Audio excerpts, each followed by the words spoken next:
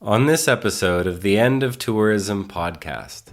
In the desert, when it gets really hot up, the most hospitable and sacred thing you can do is offer somebody water. So with the industrial consumer tourism, we have a parallel underground system happening. So you can go to stores and you'll see bottled water where people are paying. But if you look closely, you'll see on almost every corner of the old city, there are clay pots which people fill up every day. So the tradition was that to offer any passerby, any stranger water is one of the highest gifts you can honor because it's so hot. And so I've seen women fill water and carry it from very far away to offer it to strangers, which is so humbling and so powerful. And so my grandmother would never think of charging money for water. If I ever told her, she'd be like, what is wrong with those people? There must be some real deep sickness in them. Welcome to the End of Tourism. Conversations on wanderlust, exile, and radical hospitality. A quick reminder that the podcast lives on a gift economy model, which means that anyone, anywhere can listen, regardless of their economic situation. Your gift ensures it stays that way, free of advertisements and members-only paywalls. It allows me to devote a great deal of time to this project, to pay for the software and hardware that makes the podcast possible, as well as all of the production and post-production labor. In order to keep the project fed, you can subscribe by making monthly, annual, or one-time offerings at chrischristu.substack.com, where you'll also have access to my writing on these and other subjects including food culture, psychedelics, media ecology, and myth.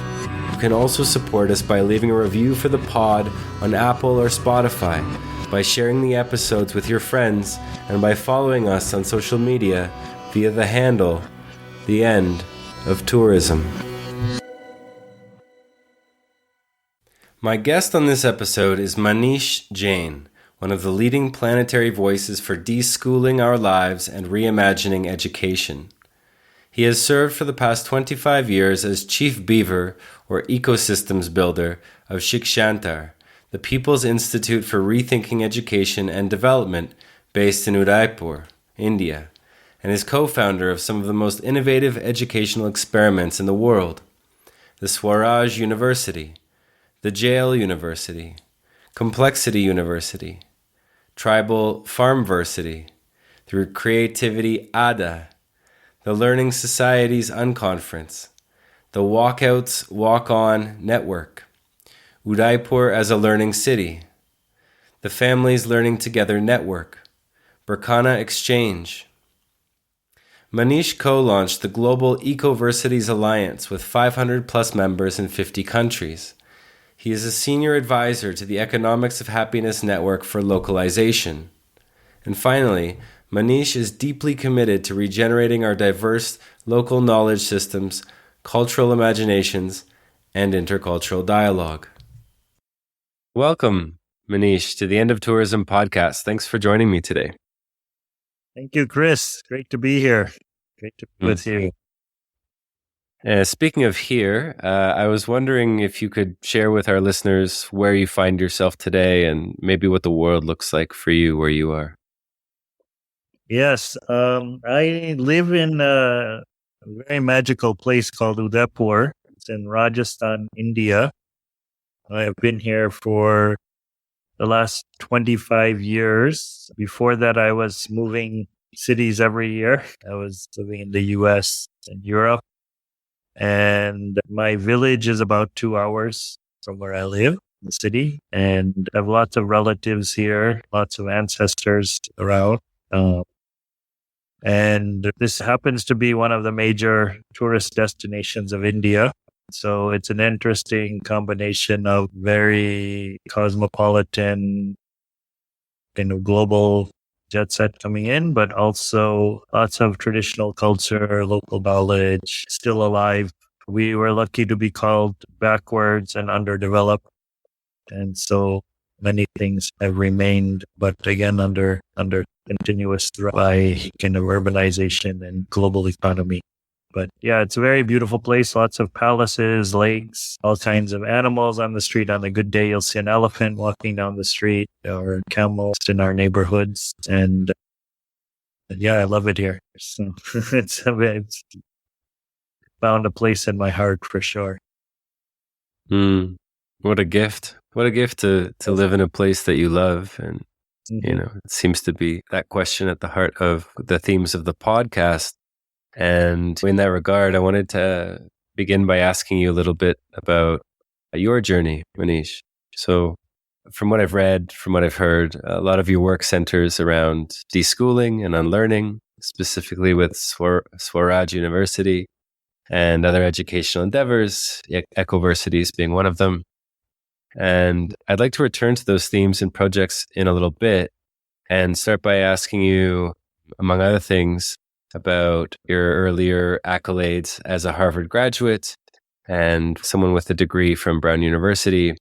One of your bios says that you worked for, among others, the American multinational investment bank, Morgan Stanley, as well as UNESCO, UNICEF, World Bank, and USAID in South Asia, Africa, and the former Soviet Union.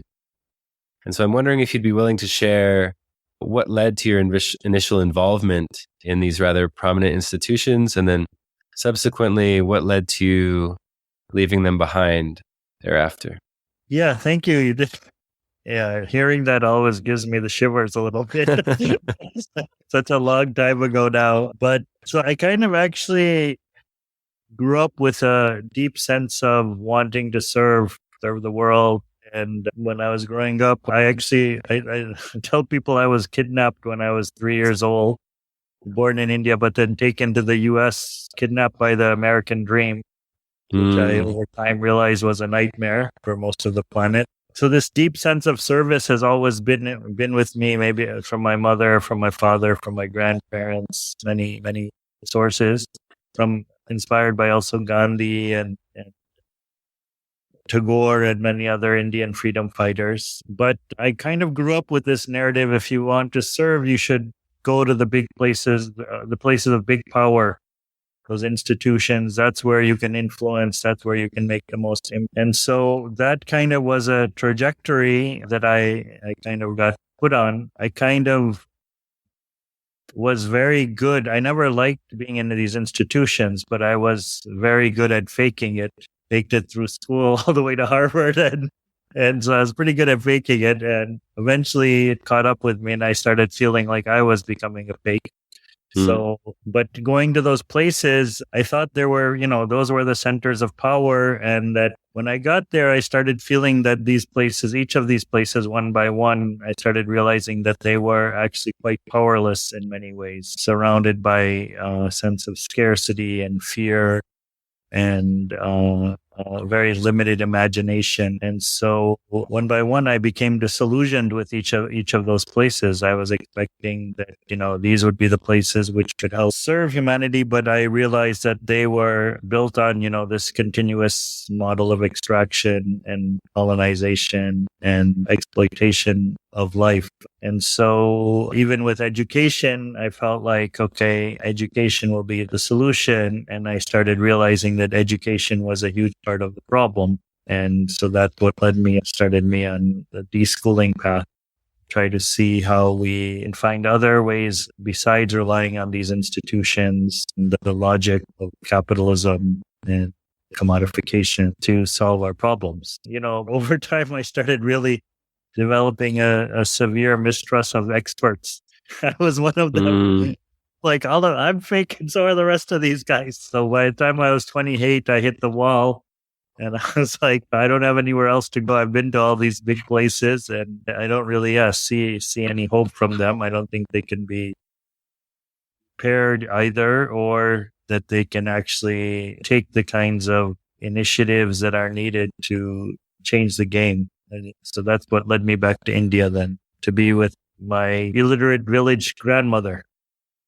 And I thought I'll take care of her. And then my wife and I realized that we had inadvertently become part of our grandmother's university. And she was our unlearning guru. So both get beyond, I would say, a lot of our own fears and anxieties, get beyond a lot of the, let's say, Western liberal do-gooder frameworks, get beyond our attachment to institutions to solve things for us, and start to understand and remember. I think remembering is a word that have discussed many times with an old common friend of ours, Gustavo Esteva, but start to remember that we have much more richness and wealth and creativity possibility within us and within our communities. So that's been a little bit of the journey to remember and reclaim and reimagine.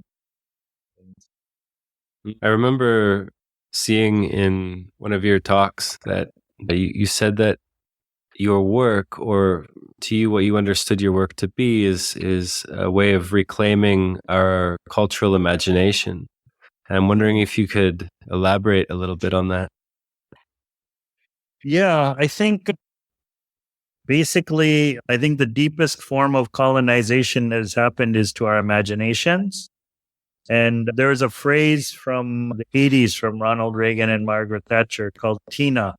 There is no alternative. So as there was an uprising that started happening around the world, questioning the dominant development paradigm in the global economy, it was quickly suppressed and repressed by this phrase TINA. This is the best system that we have, and there's nothing beyond it. So you should just try to improve what's there. And so I think what then people are forced to do is to try to fix, or let's say work with, what is the existing frameworks and definitions that we have been fed about things like progress or development or success or happiness. And then we are all in a very deep, endless losing race to try to catch up with something. And we're not even sure what happens when you win. Because maybe that's where it hit me. There's a saying, if you beat them at their own game, you lose everything. And so I kind of started realizing that personally, and also when I was looking at the development paradigm more closely. So I think, what else is possible? First, beyond the kind of logic of the rational mind, what's possible beyond anthropocentric perspectives that we have on life? What's possible beyond global corporations and institutions deciding what's best for us? What's possible beyond markets and technologies as the solutions for all of the planet's woes? I think that's what we're trying to explore when I talk about cultural imagination. And I think that the first step is to open up the definitions. Again, this is another thing I think many of my elders, Gustavo and even Illich, and a person here in India who was a friend of Gustavo's, Claude Alvarez, many who are urging us that we need to open up the definitions of things. So that's what usually, I think, in a lot of the decolonial movements, what didn't happen, that we accepted their definitions of development, of the good life, all of those things. And then we started pursuing that. But actually, it's a very exciting time that we can actually crack that open and see, okay, what is it? Little Bhutan, a country of 700,000 people, asking, what is happiness? And saying that, the West, you guys have all the money, you guys have all the technology, you have all the armies, but are your people happy? So I think, this is happening obviously in Latin America, Buen Vivir, in India, Swaraj. So many movements which I think are challenging the given definitions and creating a space for us to dream differently, to tap into a different worldview, which recognizes a sense of the sacred and recognizes that we are not just, cogs in the machine in terms of our purpose on this earth. So I think that's a little bit of what I mean by reclaiming the cultural imagination. And you mentioned Swaraj, and I'm really excited to dive into that and see where this notion of reclaiming cultural imagination fits there in a place and not just in philosophies. But I wanted to ask you this little follow-up question in regards to the cultural imagination, because we've had the great honor to befriend and learn from people like Gustavo. But I think of my family and friends and compañeros, colleagues in Toronto, major North American metropolis. And I wonder how reclaiming the cultural imagination looks like or could be for people who would consider themselves either cultural orphans or culturally homeless. I mean, you and I have distinct ties, it seems, and a lived memory to the places our people moved or migrated from or still live in.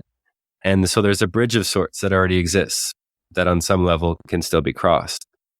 What about the people who have no lived memory of where their people come from, or who would admit or at least can offer up the idea that they have no culture?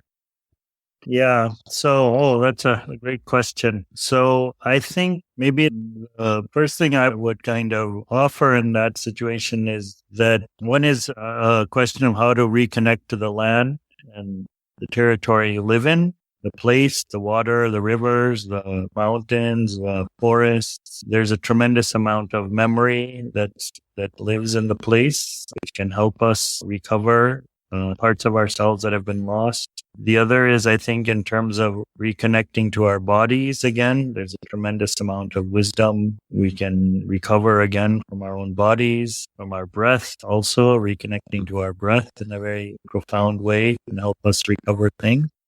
And also, when I talk about culture, I think the essence of culture, without being an essentialist, is what I call gift culture. So this culture of connection, of care, of kindness, of trust, of hospitality, of forgiveness. There's so many traditions like that wherever we are, and we can also create new traditions around these things. And so a lot of times we confuse culture for the food or for the clothes or for the music. Of a place. But I think the deeper level of all culture is a gift culture, which is a reminder of goodness, the interconnectedness of life, the thread that is woven through all of us connects us to something very sacred and even divine in some sense. So I think that reconnecting to the spirit of kindness and care is a huge step. We've been doing a lot of experiments over the years around gift culture and reconnecting to a field of trust again. I call it the radical and exponential power of trust. Much of our work, and I would almost say in the miracles that I see every day in our work, are because of this field of trust that we have been able to connect to. And this is what my grandmother, I think, was helping me to reconnect to in terms of culture, is because I remember growing up in the US, this continuous thing of don't trust anyone, don't trust your neighbors, don't trust anybody who's being kind to you because they may have an angle,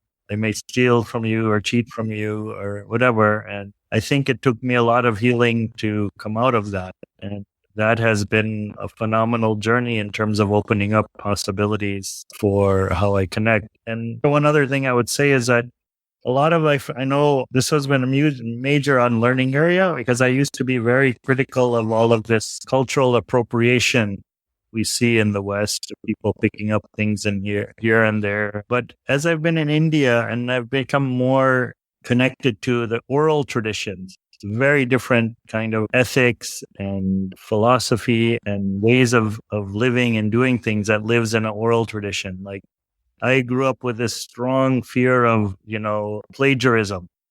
That was the one thing Harvard and Brown hammer you as about plagiarizing. Cite everywhere. Chris said this, or Gustavo said this, right? And I found in the oral tradition, there's a different kind of trickster level playfulness that you can take anything, play with anything. You don't have to cite.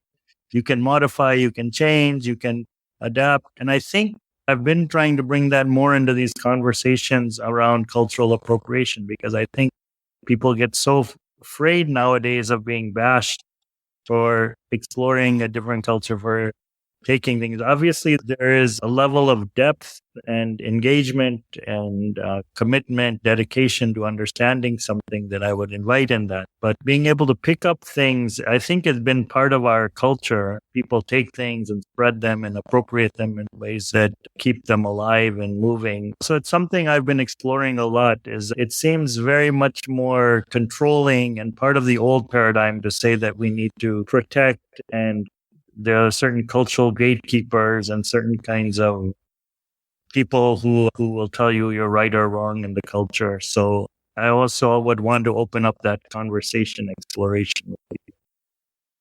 Thank you. You know Thank what you, I mean? Manish. You know what I mean with that? Yeah, definitely. It definitely points towards a notion of cultures being static and that there being a degree of authenticity, a kind of original foundation or culture for a people, which seems to be a relic of 19th century anthropology and things like that. And a restriction that we are just these bodies in this present time. In India, obviously, we talk about reincarnation, and so there may be other cultures within us that we've lived that want to express themselves and want to be opened in this life as well, which maybe our body and our place doesn't necessarily give us that opportunity, but the possibility exists, or the desire even is there. So I would want to invite us to all of that as well. And you've been speaking a lot about how your time in India has really been an opportunity for you to unlearn, maybe disassociate a little bit from the taught worldview that you had in the United States. And this next question comes from a friend of ours, dear friend Erin, and she wanted to ask about your move to India or move back, depending on how you choose to understand it, and how that experience has been for you as someone who grew up on the other side of the world. And what do you think it means in the context of your migration to be claimed or reclaimed by a place? Beautiful. Yeah. I think it's been quite a powerful and even I would say magical journey because, as you said, the place and the people reclaimed me. Part of it is that, my relatives are here, my ancestors are here.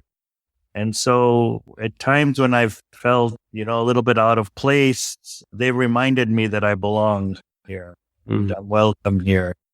And I think what I've made a very strong effort to do is to reground myself in different ways. And maybe those ways have been made the transition more smooth or beautiful in one way. So one is like, a lot of the ideas, for example, or work that I'm doing, I've tried to find cultural reference points and stories that make sense. Because initially when I came, a lot of the things I was talking about, people were like, oh, that's another Western idea. That's something you're just bringing. It's not Indian, blah, blah, whatever. So I started to look for stories in the past. So when I talk about my university, Swaraj University, I tell people it's 5,000 years old.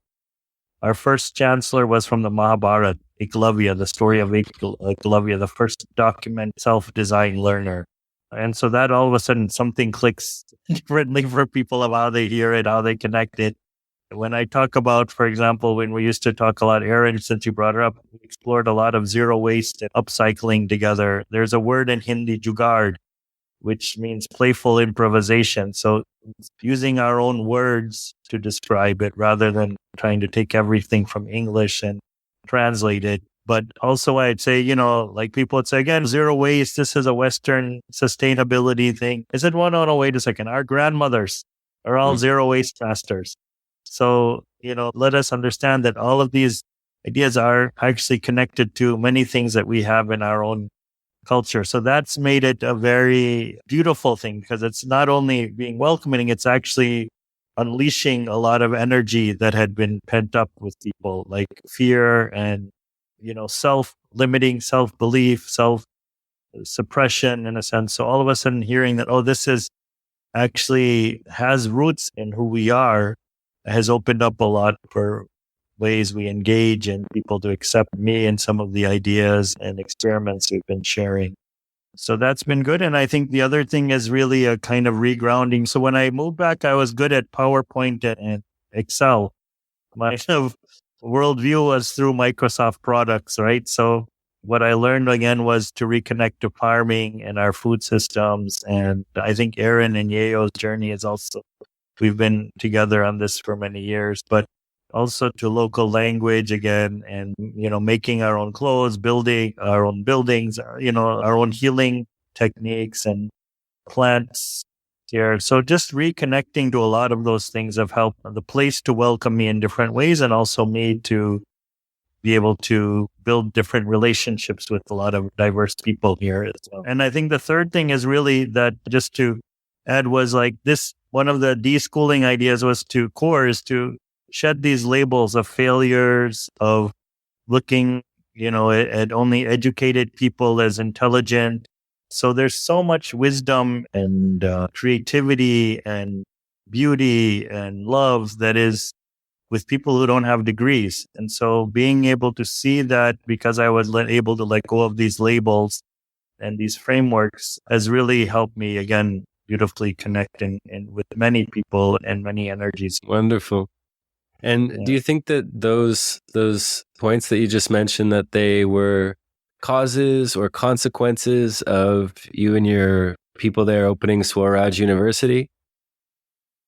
Or did it evolve into it? It happened. Like I said, we have more than 1,000 faculty in Swaraj University, and they are grandmothers and farmers and artisans, mountains and lakes and trees, the human, the more than human. The one other thing that's really been very powerful is, at the place I live in, I would say about 80% of the people living here talk to their ancestors. Like without a shaman, they can, like my cousins or my aunt can channel ancestors, and we would have all night prayer rituals to connect with them, invite them.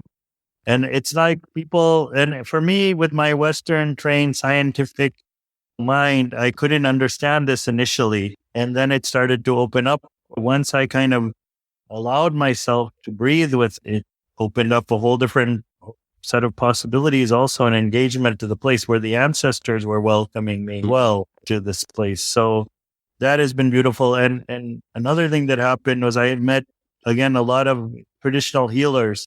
So 25 years ago, when I was meeting them, was huge amount of skepticism. My mother's a doctor in the US, and she doesn't trust anything Ayurvedic or folk medicines or anything. So when I met them, I was skeptical. But as I spent time with them and started seeing that they actually have some very deep power. And when I asked them, how did you learn all of this stuff? Because you think of this plant with this, the bark of this, and you have to boil that with the roots of this and mix it with this, and like so many combinations and permutations, right? And they didn't have supercomputers. So I asked them, how did you guys learn this? And they said, what do you think? And I very proudly used to say, trial and error. That must be the scientific method. And they would laugh like crazy. And I'm like, what? And what was it? And like, that's so primitive. Trial and error. It's so primitive. I'm like, what? And I said, how did they do it? And he's like, our ancestors could talk to the plants. And so once I kind of started to allow that worldview to permeate me, it started to create a different sense of connection to the place, I think. And so it's been a very beautiful journey to, in a sense, one can say, rewild myself here. And are those themes incorporated into Swaraj's, and I don't want to say curriculum because we all know that's a 4-letter word for a lot of people, but but in terms of deschooling, in terms of unlearning, in terms of these kinds of old-time learnings, what does a student maybe encounter at Swaraj? Yeah, so there's no curriculum per se, but we have, a few different elements to it. And it's all derived from living together, right? So one is obviously, we call it learning from the gift of conflict. So as you're living together, there's conflicts that start to emerge all the time. So those conflicts are very beautiful entry points into kind of reflecting. Once you move beyond the blame narrative, to reflect on yourself, what's triggering you, why do you feel disturbed about it? So very, very powerful opportunities to reflect on oneself. We have also what we call a lot of unlearning challenges. So those are optional, but we've created different challenges because we felt there's a lot of conditioning that people come into Swaraj with, and they're around many different areas, but I would say 3 of the common ones are most common around money, unlearning our fear, anxiety, scarcity that's related to the money system. Even our self-worth gets tied so much to the money system. So we have a lot of different experiments around that. The second is around love, both starting with self-love, but then how we understand love, how we relate, notions of jealousy, inferiority, all kinds of things which are tied to love. And the third is then death. And so so these are places that we explore a bit. We have different experiments where people can, for example, imagine your death would be an invitation that we would invite people into a process. So there's a lot of unlearning experiments. And then the third is that people actually then have a lot of space to design their own personal programs of what they want to explore. And in that process, because you're living in a community, lots of informal learning is happening peer-to-peer. Your friend is doing something. Maybe you start like, I'm not interested, but after a month of seeing your friend or a few months, something starts, entering into your system and you realize, oh, maybe I do like this or this is interesting. And your friend leaves it. I've seen cases a friend leaves it and the other person picks it up and, takes it forward also. So all of this kind of cross-pollination is happening all the time, which is very beautiful. So those are some of the things that happen in Swaraj. And I think where we would invite this is we are becoming more, I think we've become more and more bold over the years, like with this idea of ritual and the sacred.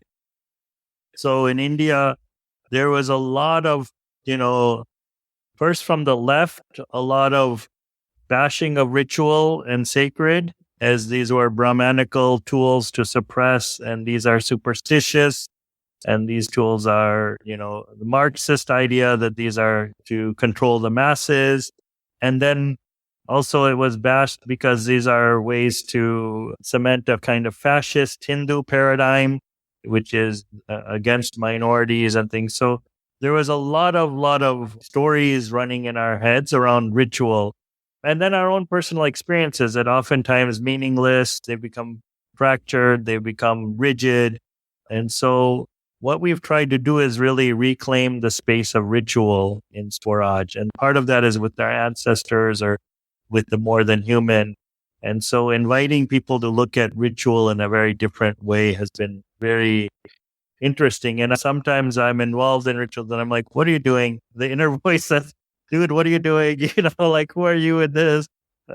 And, so all of that old stuff that we kind of grew up with in terms of the scientific analytical, which sees everything that it can't understand as superstition, sometimes reappears in certain ways. But I think it's been part of the journey to really create a space at least to engage with this. And so in Swaraj, very much it's there as well. And maybe the way we explain it is there's a need to go beyond the kind of the rational. There's limits to the rational, logical, fragmented mind of how it can see or what it can make sense of. And we often even talk about, the way we're trained to think about the crisis as part of the crisis. So, so this space of entering into kind of liminal energy, a different frequency together is maybe very powerful. And those can be through many different ways, right? Through music, through dance, through food, through fasting. In India, it's really through silence, so it doesn't always have to be plant medicines, which you find more in Latin America and Africa. But in India, meditation and silence and fasting were and breathing were really different ways that have been experimented over the centuries for people to enter into a different kind of consciousness together. Well, it sounds like an incredible place and an incredible project. I hope if the winds allow me to travel again in a way that maybe they once did, that I'd be able to experience that myself.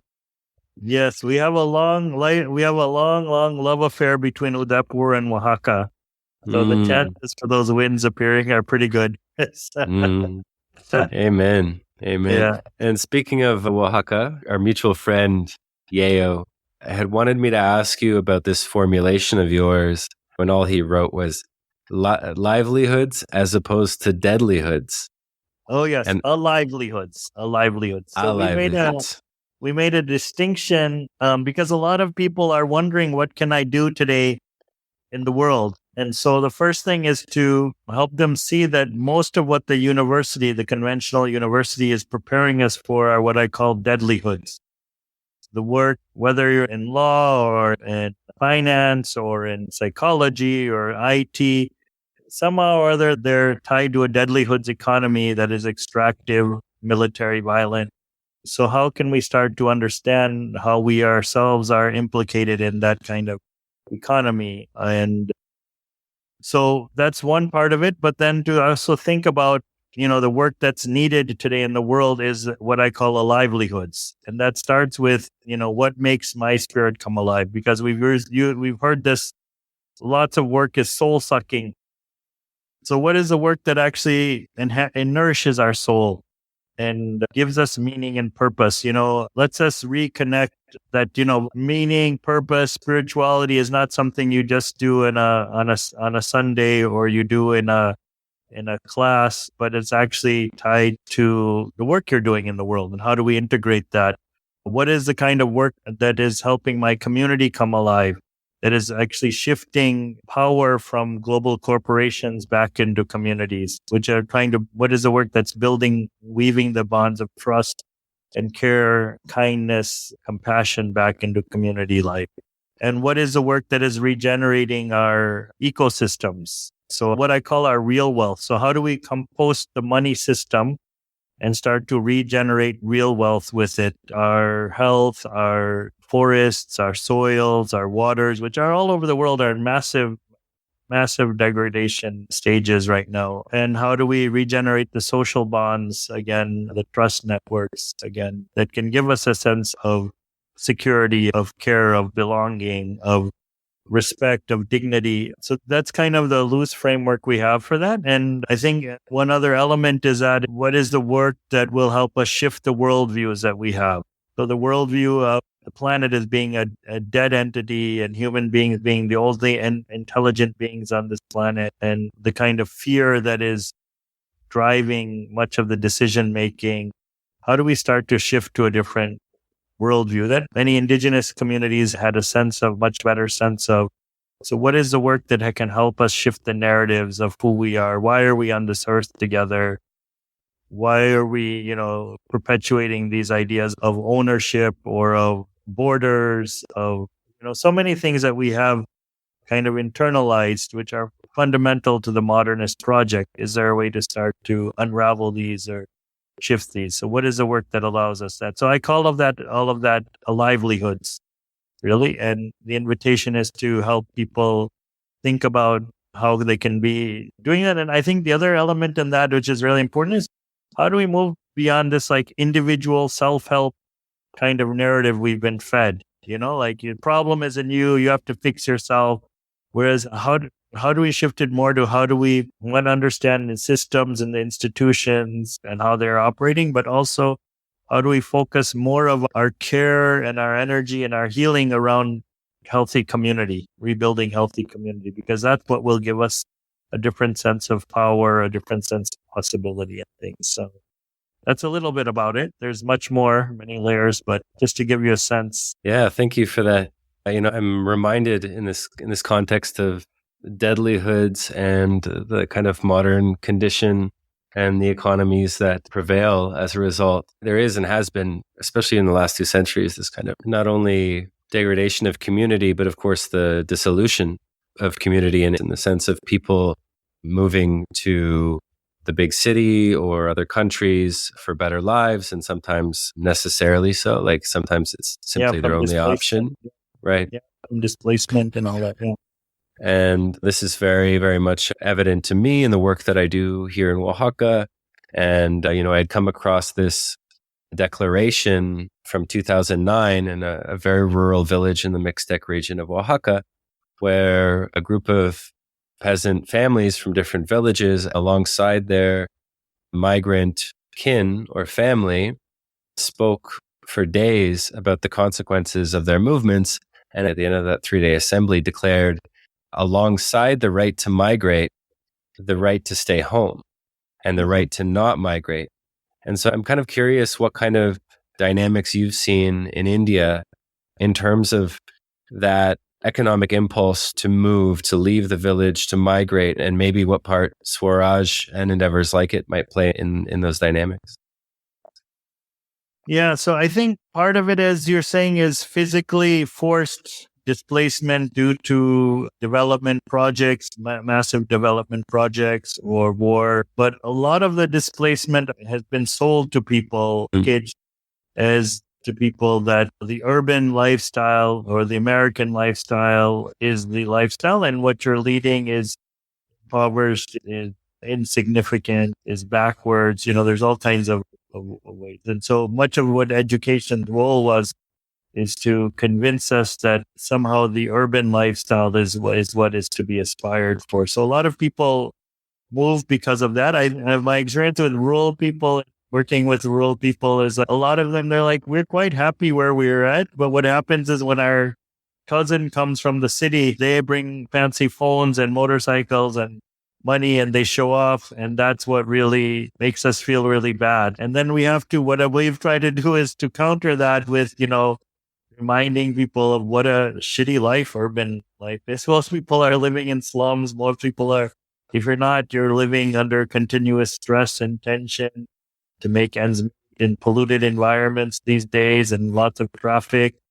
And so I at least, try to remind people that when they're villages, they may not have that many material things, but they're the kings of the village. They have fresh air. They have clean places, good water to drink still. They have good food, fresh food they're eating. So that's been an interesting journey. Sometimes people understand, particularly the older people, understand this is the other thing that schooling played a major role, is to try to kill the voices of wisdom. So like my grandmother or other elders would be told, oh, you're uneducated. What do you know about what is a good life or what is, the way forward? And so those voices still are silenced quite a bit because young people go to school for some years and then they think they're much more knowledgeable about what life is all about or what's important in life. So I think what's interesting is that what we're saying about the breakdown of what the urban success story was or the urban model becoming more and more clear to people. Like they're seeing that. So there are people I know who are moving back. Udaipur is a very small city, and a lot of people who have been connected with us have decided to stay in Udaipur rather than moving to Delhi or Bombay, which has been the trend.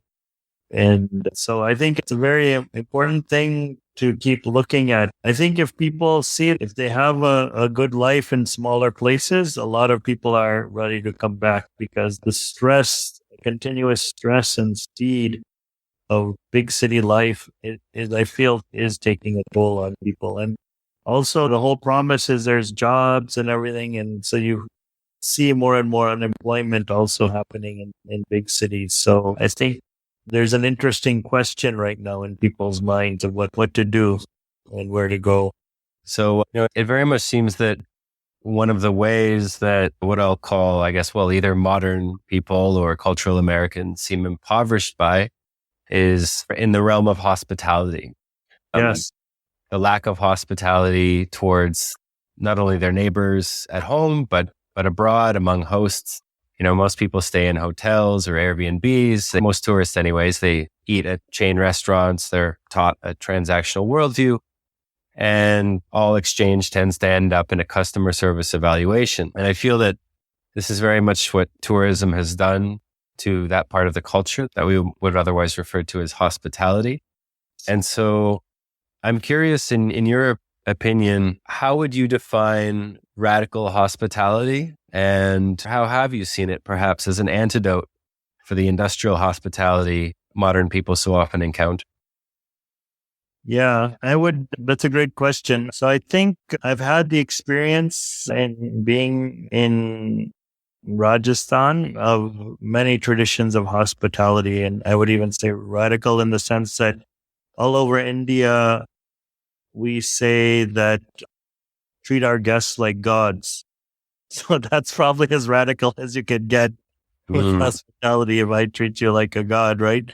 And what it means to me is not to be God in the sense of the pedestal of God or somebody remote, but actually God in the sense of this is my way to find another connection to the divine in all of us, the divine that connects all of us. And so when I am able to receive somebody with that spirit, I'm able to touch into something very deep within myself also.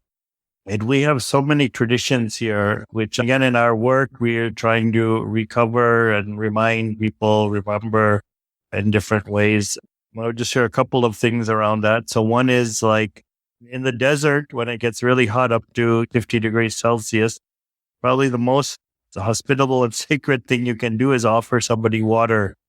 So with the industrial consumer tourism, we have a parallel underground system happening. So you can go to stores and you'll see bottled water, for example, where people are paying and they buy. But if you kind of look closely, you'll see on almost every corner of the old city where most of the tourists come, there are clay pots, which people fill up every day which are called piaos.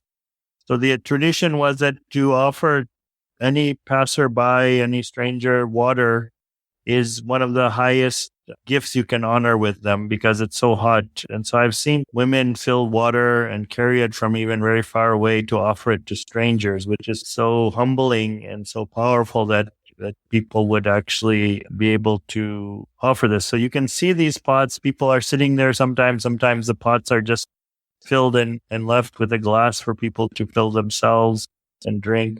But this is a very powerful way to remind us that there is a different way to relate both to resources like water and how we see it, which is non-commodified. And so my grandmother would never think of charging money for water. If I ever told her, she'd be like, what is wrong with those people? There must be some real deep sickness in them. They would charge money for water. And so I think that, that's an example of an entry to a different understanding of what is water, what is our relationship with each other. And I wouldn't say what is water, almost you could say who is water. That question gets opened up as well through this act. And so the other thing around radical hospitality and care, I would say there's some traditions that are called Gupta here, which is kind of the invisible giving tradition.